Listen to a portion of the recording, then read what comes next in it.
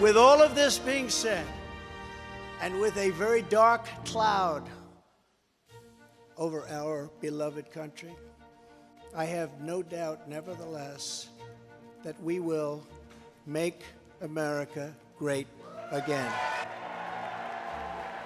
Former President Donald Trump is defiant. In his first speech after being arraigned on criminal charges, he says there's no case against him, but a grand jury. And some in his own political party disagree. Thank you so much for joining us for Face the State today, and happy Easter. I'm Tracy Townsend. As we reported, Trump pleaded not guilty to 34 felony counts related to hush money payments made prior to the 2016 election. The charges are falsifying business records in the first degree. This morning, we wanted to explore the political fallout and the response. In the next few minutes, you're going to hear from current and former GOP leaders. We start with a current strategist from Ohio, who is also an attorney. It was shocking to see that there was really nothing in the indictment except for falsifying business records that I feel that the DA copied and pasted 34 times. We also asked, from a legal perspective, if this does go to trial, is it possible to find an impartial jury? The right thing to do is change venue to a different state. And then in terms of finding an impartial jury, I think it would be up to the defense attorney and the prosecution involved and the judge to give very specific instructions to a jury in terms of what the alleged crime was and whether Donald Trump was guilty. The Republican reaction is varied, and we're hearing from several current and former Republican lawmakers. Former Ohio Governor John Kasich criticized Trump, saying, quote, "There's no way he can go back to the White House." Of course, he's referring to the former president's current campaign. Kasich spoke with MSNBC from Otterbein University. I have fought Trump for a long time, but I'm sad that this has happened. I don't ever want bad things to happen to anybody. But this is where we are, and I see that people are trying to jump to conclusions about this before we even know what the facts are, which I think is a big mistake. The other thing that concerns me a great deal is, think about all the institutions, Chris, that have been undermined in this country. The Justice Department, undermined. The intelligence community, undermined. The Congress, its legitimacy, whatever, effectiveness, undermined. And now there's, this attack now on the judiciary. And I am tremendously concerned about the fact that we have a judicial system created by the founders, grand juries, prosecutors, judges, trials. This is not the time to continue to push to tear this country apart. And people say, well, it's all political. Well, let's let it play out. The indictment appears incredibly weak as a basis for a legal theory. There is no fraud that is actually been proven here. That's something that they'll have to establish. But even CNN's legal analysis, and I'm not one, in looking at this indictment, say that this is very weak. Certainly the prosecutor has made statements, and his targeting of President Trump certainly illustrates that this is a political indictment, not a criminal indictment. We'll have to see how this unfolds. I'm trying not to watch that stuff, but you can't avoid it. It's everywhere, unfortunately. So it's kind of a sad state of American politics, but I believe in our judicial system, and everybody will have their day in court, and a jury and a judge will figure out what they think the truth is. So we'll all stay tuned to that, sadly, and hopefully it'll be over soon, because it's kind of a sad history. So here's what happens next. Trump's team has until August 8th to file any motions, and the prosecution will respond by September 19th. The judge said he will rule on the motions at the next in-person hearing scheduled for December 4th. The race for the White House will continue to pick up speed over the next year. Right now, it's primary season. Ohio's primary election is May 2nd. Early and absentee voting started last Tuesday. The Secretary of State's office reports that 67 of Ohio's 88 counties have local candidates and issues on their ballots. Registered voters can vote early in person at their county board of elections. I talked with Ohio Secretary of State Frank LaRose, who says our state is among the nation's leaders in ballot access by providing 199 hours for in-person early voting, adding an additional convenient option for Ohioans to cast their ballot for the upcoming primary. For the next 4 weeks, Ohio has 4 weeks of early voting and, of course, 4 weeks of absentee voting as well. So now's that good reminder to request your absentee ballot. And I always tell people, especially in these local elections, a lot of times people say, well, I don't know all the candidates that are running. I may not be informed enough to be a voter. If you vote from the comfort of home, you're allowed to cheat on the test. You can take your ballot and sit there, maybe open your laptop or get on your smartphone and look up the candidates and maybe just take 25, 30 minutes to cast your ballot. And when you mail it in, you'll be a truly informed voter. And then one thing we've been reporting is the new voter ID requirements. That's going to be very new for Ohio. No longer can you bring your telephone bill to prove who you are. So can we maybe talk about that? Yeah, and that's actually the poster that's here behind me. But again, for most Ohio voters, it'll be the same experience they've always had. We've checked with our boards of elections statewide, both rural and urban. In Ohio, 98% of voters historically, over the last 25 or 30 years, have brought their state ID or driver's license. So 98% of us are already accustomed to that. But if you're part of that small proportion of the population that wants to bring in the past, a utility bill, or maybe a pay stub or a government document that shows your name and address, that used to be the backup plan that some people would use. That's no longer one of the options. And so now you need to have a government issued photo ID. That means state ID, state driver's license. It means a military or Veterans Administration ID. Also, a passport can work. Now, for those who may not have a photo ID, the Ohio Bureau of Motor Vehicles is now providing a state photo ID free of cost to any Ohioan who wants one. We did ask the state registrar of motor vehicles what Ohioans need to know about this process. For the BMV, the process hasn't changed at all, other than at the end of the transaction, you won't be charged a fee. So like I said, the documentation requirements are the same. Individuals are required to prove full legal name, date of birth, social security number, legal presence in the state of Ohio, and provide proof of Ohio residency. So that process is staying the same.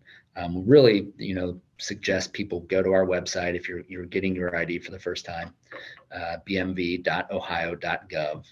and go to the acceptable documents list, and that'll show you sort of all the different documents you can use to prove those 5 elements. Window 10. The registrar says you can get in line online and you'll be able to find out how long you'll have to wait. He says Saturday morning is typically one of the busiest times. Now to a major change in Ohio law. Put down the phone or face a citation. The Ohio Department of Transportation put up these signs reminding people distracted driving is now illegal. Drivers will have a 6-month grace period before being cited. This morning, we're hearing from more police agencies across the state about upholding this new rule of the road.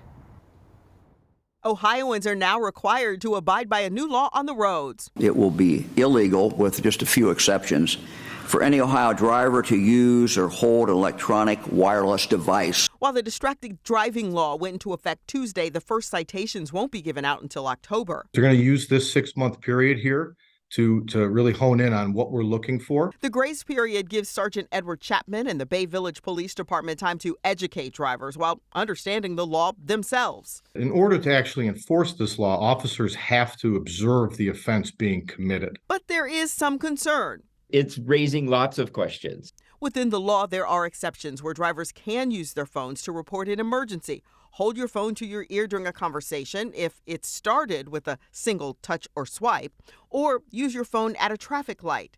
Case Western Reserve University Law School professor Michael Benza says over the next 6 months, feedback from law enforcement and drivers will be needed.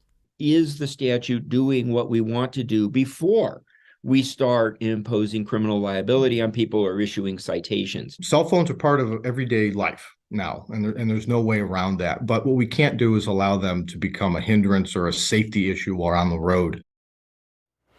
And putting a stop to distracted driving is a business matter. The Ohio Chamber of Commerce was involved in testifying before Ohio lawmakers about how it would make our state a better and safer place.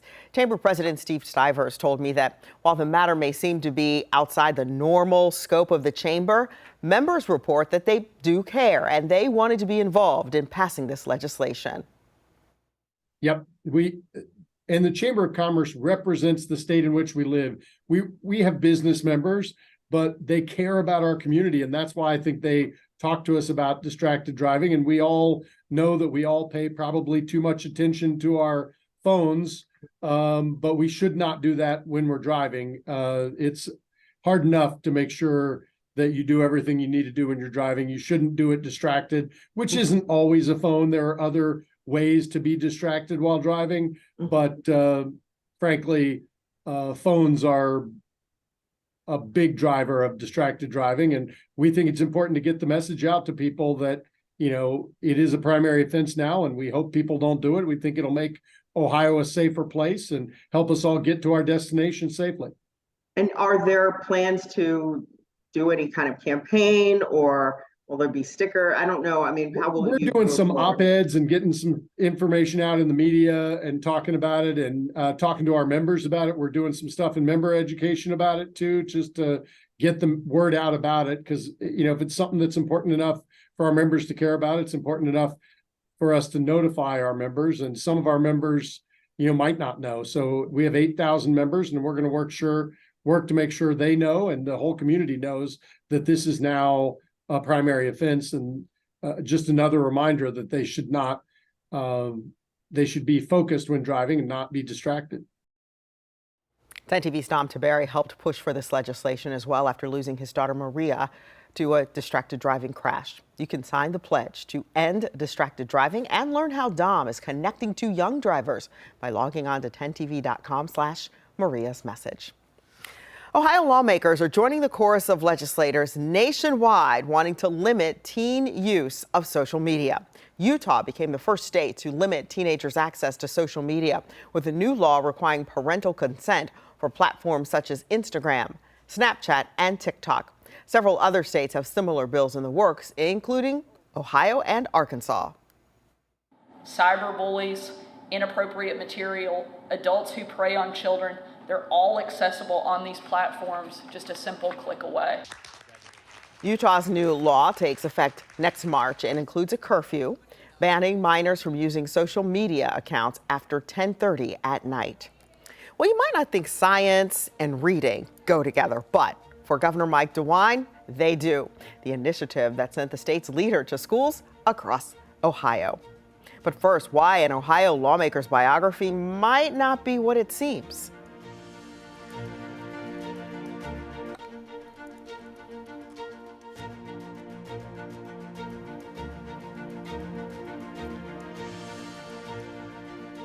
Two Democratic lawmakers in Tennessee have been expelled from office. Representatives Gloria Johnson, who you see on the left, survived the expulsion vote.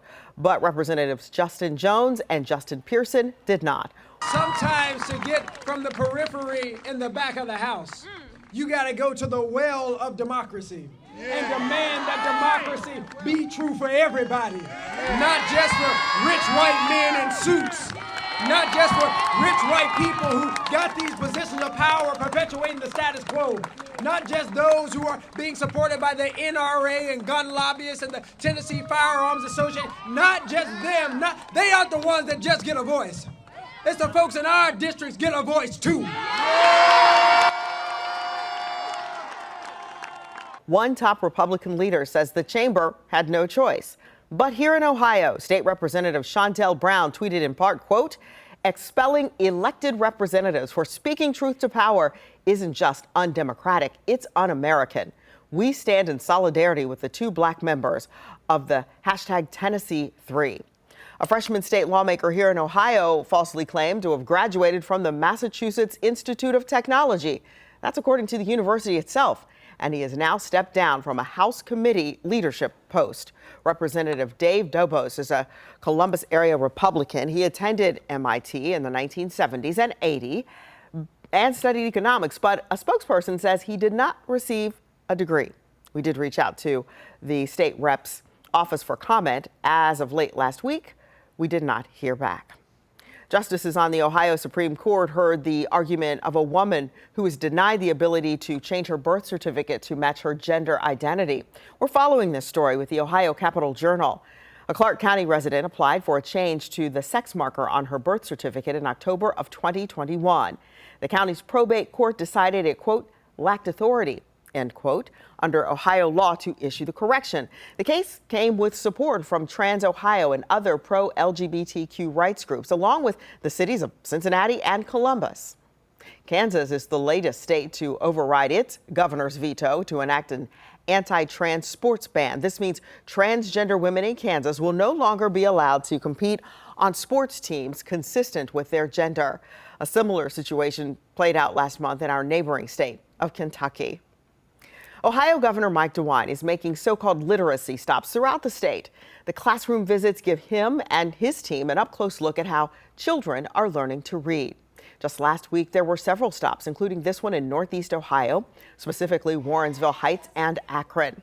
The focus here is on phonics, using a curriculum called Science of Reading. It's a method that incorporates phonemic awareness, fluency, vocabulary, and comprehension. You may remember it as sounding out words if you're old school, for example. The governor also visited Southwood Elementary School in Columbus City Schools to talk with the students. The governor is so impressed with the progress schools using this method here in Ohio and across the country are making in boosting reading that Science of Reading is getting a $113 million boost in the proposed budget for schools to implement this curriculum. We also wanted to look at how do kids learn to read. You know, early childhood development before they go to school is very important, but it's also important what happens once they get to school. And if you look at our numbers, they're pretty alarming. We've got 40% of third graders that are not reading where they should be reading. They're not up to where they should be. Now that's a huge number in Ohio, and we know that if by third grade they're not reading where they should be, it's tough to catch up. There's been a lot of different ways taught to school teachers, how do you teach reading? And that's been going on, obviously, for decades and decades. I'm an old county prosecuting attorney, and we used to say the jury's back. Well, the jury's back, the jury's got a verdict, and the verdict is that the science of reading is the way to teach reading. For our viewers, think phonics. Think what maybe, depending on how old you are. If you're my age, you certainly had phonics of some sounding the words out, breaking the words down. There was a significant period of time where you had a whole generation that wasn't taught that way. And we had a number of our education schools who were teaching teachers to be teachers who didn't teach them based on that phonics. So what's developed is what's called the science of reading. The numbers are stunning. Mississippi, many times we look at it and say, well, they don't lead in too many things. They were 49th out of 50 states in regard to where their third graders were in regard to reading. They're now, I think, 29th. How'd they jump that? How'd they make that big jump? For the last 4 or 5 years, they've implemented every single school district, every single school, kindergarten on up, has followed the science of reading. And Fran and I have been out the last several weeks looking at different schools that are really doing a very good job in this area. And when you talk to the teachers, boy, they are really convinced that this is the best way to go. And the numbers show that. Some of these schools have dramatically increased reading. Kids who, come from poor families, they come from families that might not have many books in the house. That doesn't mean that poor people don't have books. I don't mean that, but I mean kids who you would normally expect might have more of a problem. And these kids are they've just shot up. Well, it's not fun, but it's got to be done. Coming up, how you can help this weekend, get help rather on your taxes. There are too many stories of women who have gone into labor and have not come home with their babies. But there is a group of doulas in Ohio working to change that. We'll meet them next.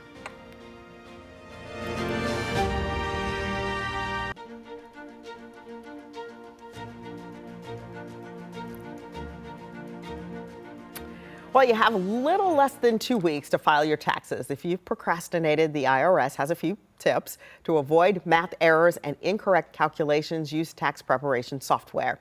And keep in mind, the IRS says the filing season will be a bit easier this year than last. A lot of the things like the stimulus payments and the advanced child tax credits, we don't have those this year. Those existed in prior years. 2022 looks a lot more like 2019. And this weekend, the IRS has opened its tax prep centers for walk-in, in-person help. You can find details on the IRS website. Infant mortality remains a major concern for our state, and so do disparities. The Center for Community Solutions used data from the Ohio Department of Health to create the map on your screen. Some of the highest levels of infant mortality are in Hardin County, Morgan County, Scioto County, Cuyahoga County, and Lucas County. Maya May from our sister station, WTOL, explains how one group is looking to protect the smallest Ohioans. Anita Foreman created a network of doulas in Toledo to combat the high infant mortality rates in Lucas County. To date, we have trained 24 individuals to become full spectrum doulas in Northwest Ohio. We are the largest Black-owned, woman-owned team of doulas here, so we're really excited about that. Foreman says her business, Doula Experience, goes into homes and hospitals, advocating for families who are often ignored. Our team, in the way of advocating, we uplift our clients' voice and we empower them to use their voice when they're going to their appointments. Sometimes we just need an extra layer of support, and that's what doulas provide. And Foreman is using her voice at the Ohio State House in Columbus, alongside State Senator Paula Hicks Hudson. Statistically, we know that maternal health and infant mortality is at an alarming rate in the state of Ohio. The Ohio Department of Health reports nationally the infant mortality rate is 5.44, and here in Lucas County, that number is much higher, 9. There are too many stories of women who have gone into labor and have not come home with their babies because they did not have the help that they needed. Foreman and Hicks Hudson say it's important for the community to stand together to create improvements in the medical field, and they both plan to continue to push for doula services. Within some of the agencies now, I do feel like we're being heard and our clients are being supported a lot more. But it's been a road, it's been a fight, it's been a journey. So we're excited about where we are at now in our agency, in our team, and with our clients. And that was Maya May reporting. There are resources right here in Columbus through what's called Celebrate One. It's a nonprofit where the focus is on reducing the infant mortality rate, premature births, and eliminating sleep-related deaths. You can learn more by calling 614-645-3111. And with that, we certainly thank you for spending part of your Sunday with us here on Face the State. We wish you a happy Easter and a safe week.